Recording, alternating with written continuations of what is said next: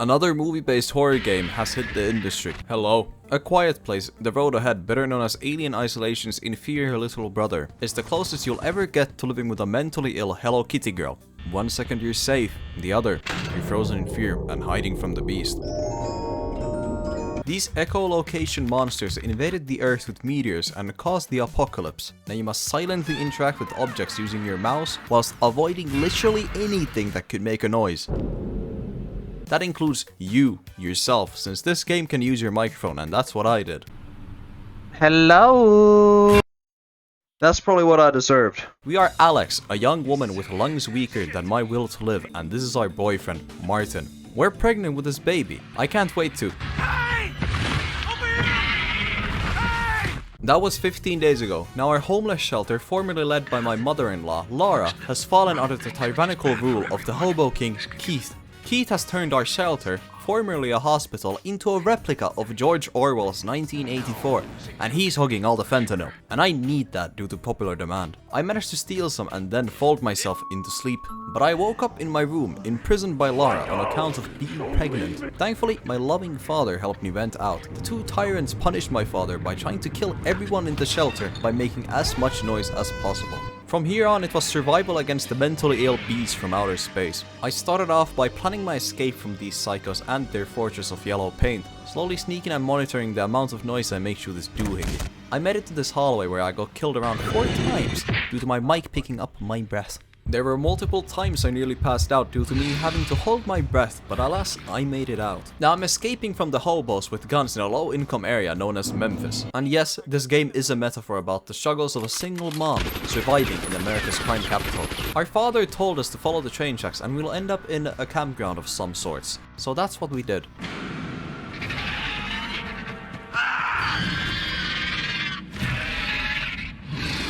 The destroyer of the lower class is here, and I took this chance to break into this lovely upper middle class house. I swear I found them like this. No, I swear! Ah! Me hitting my head activated the other half of my brain, and I was finally able to utilize the choppable distraction mechanic from literally every game ever made. All this happened whilst this witch just stood by and hid inside of the house. Oh, we're so fucking far, bruh.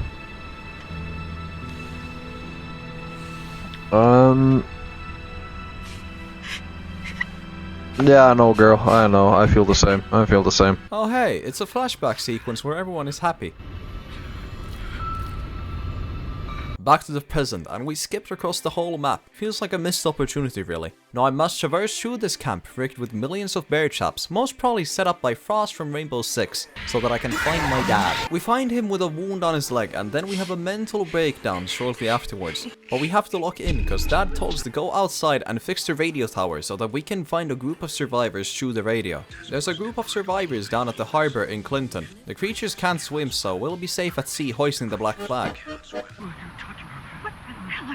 Get off me!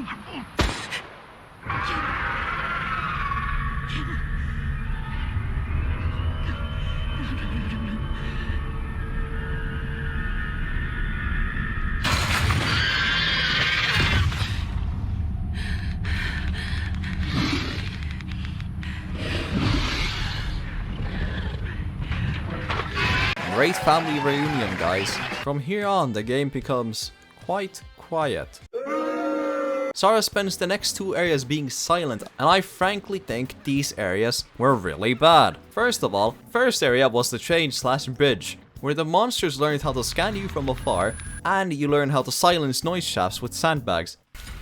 The section ends with us sliding into a pump station, where we pass out and enter a flashback sequence, in which we are escaping from the monsters in a van whilst holding them off with shotguns. It ends with us trying to save Martin from a creature, but Lara's husband sacrificed himself for us.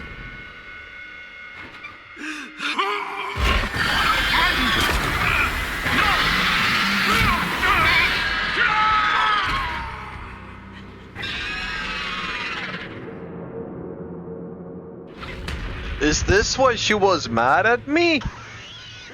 Really? Your son was about to get killed, you dumb bitch. Next, we get into the worst part of the whole game. Absolutely worst one.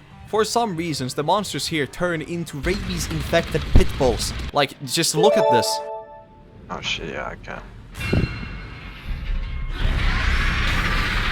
What? Really?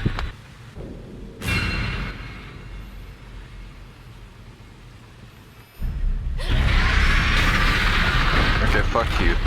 The bugs kinda killed the enjoyment for me here. I don't know if this was game design or if this was actually just a bug, but it felt unfair. Next area was the harbor, where we find out about most of the boats missing. And nothing happened gameplay-wise here, absolutely nothing. There was one area which was scary and interesting. The rest of the segment consisted of me walking through open areas with basically no monsters nearby. A stark contrast to the area prior, where I was being mauled to death in close quarters every 2 seconds. The tension just wasn't present here. Next but not the least is the fire station. This is the last segment of the game. In this area you had to, in short, bring around fuses from point A to point B in order to open certain areas and doors. Messing with the fuses caused an electric malfunction, which set the station on fire, and we had to put it out by reactivating the sprinkler system. We did so easily thanks to the monster just bugging out. We then had to manually open a door which led to the docks, but we passed out due to all the smoke from the fire. Thankfully, we were saved by someone, and oh my god, it's Lara again. And she was apparently just trying to protect us and the baby all this time. And she did this by locking us in, and by not telling anyone about her true intentions. Telling all this to my dad would have probably saved him from her bullet. She gave us her gas mask so that we could escape and get onto the last boat. We managed to get onto the last boat and start driving off, but just before I'm swarmed with monsters, Lara starts distracting them with the lighthouse. One still managed to get onto our boat, so we shoot him in the head with a shotgun. At some point we end up getting in contact with the other survivors who escaped with the boats through the radio, and that's that.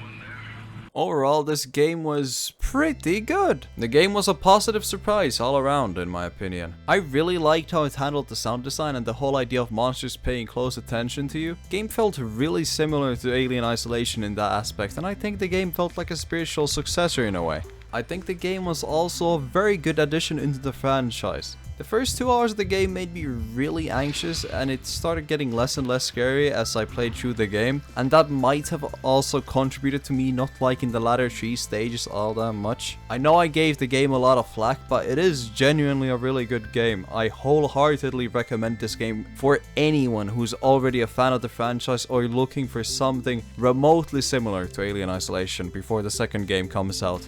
I'll give it a very good 7 out of 10, would recommend. And that's all. Please like and subscribe. I have bills to pay. Hollow Knight? É da hora esse jogo. Quanto que é? Gente, vocês estão... Opa!